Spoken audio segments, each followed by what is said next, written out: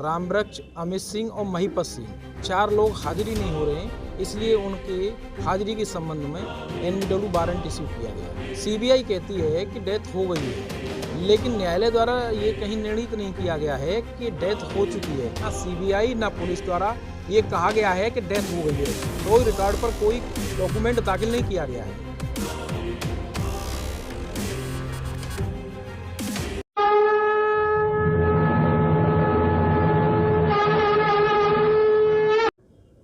Sir, Jawaharlal मामले में रामवृक्ष के खिलाफ गैर जमानती वारंट जारी हुआ है और भी लोगों के खिलाफ हुआ है, क्या पूरा मसला है?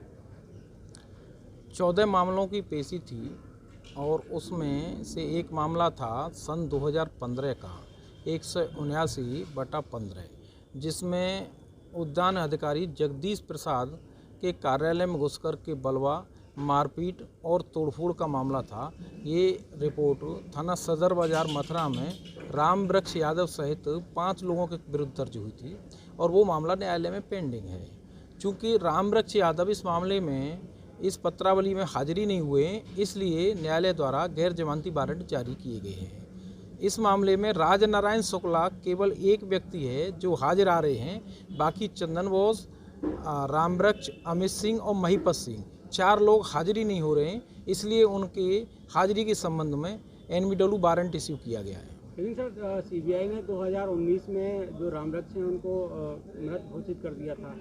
सीबीआई कहती है कि डेथ हो गई है, लेकिन न्यायालय द्वारा ये कहीं निर्णित नहीं किया गया है कि डेथ हो चुकी है। हम ये कह रहे हैं कि उनका अपहरण हुआ है, हमारे सामने वो पकड़ के ले गए हैं, और अगर सीबीआई कहती है डेथ हो गई है तो हमारा मामला साबित होता है कि उनका अपहरण करके ले जाया गया है और हत्या कर दी गई है। हालांकि इस पत्रावली में ना सीबीआई ना पुलिस द्वारा ये कहा गया है कि डेथ हो गई है। कोई रिकॉर्ड पर कोई डॉक्यूमेंट दाखिल नहीं किया गया है। तो चूंकि उन्हें डॉक्यूमेंट कोई दाखिल करें तो न्यायालय द्वारा ये समझा जाएगा कि ऐसी स्थिति है, लेकिन वहाँ ये कोई रिपोर्ट दाखिल नहीं है कि उनकी डेथ हो चुकी है। वकील साहब, बताया जा रहा था कि एक बॉडी का जो डीएनए रामवृक्ष के 2 पुत्रों के साथ मिलान किया गया तो वो मिल गया था। वो डीएनए पुलिस सीबीआई कहती है कि डीएनए का मैच हुआ है। अब ऐसा कोई डॉक्यूमेंट हमारे सामने या हमने देखा नहीं है, चूँकि 3 जगह से फॉरेंसिक रिपोर्ट आनी थी, तो 3 में से एक दिल्ली की रिपोर्ट के आधार पर कहती है ये संदेहपूर्ण है। 2 अन्य फॉरेंसिक की रिपोर्ट नहीं आई है, तो ये संदेहपूर्ण है और मैच नहीं हो सकता है। नगर निगम को भी कहा गया है रामवृक्ष का मृत्यु प्रमाण पत्र जारी करने के लिए। सीबीआई द्वारा ये कहा गया कि डेथ हो गई है और उनके पुत्र द्वारा ये वहाँ हाईकोर्ट में कहा गया कि हमें सर्टिफिकेट दिया जाए।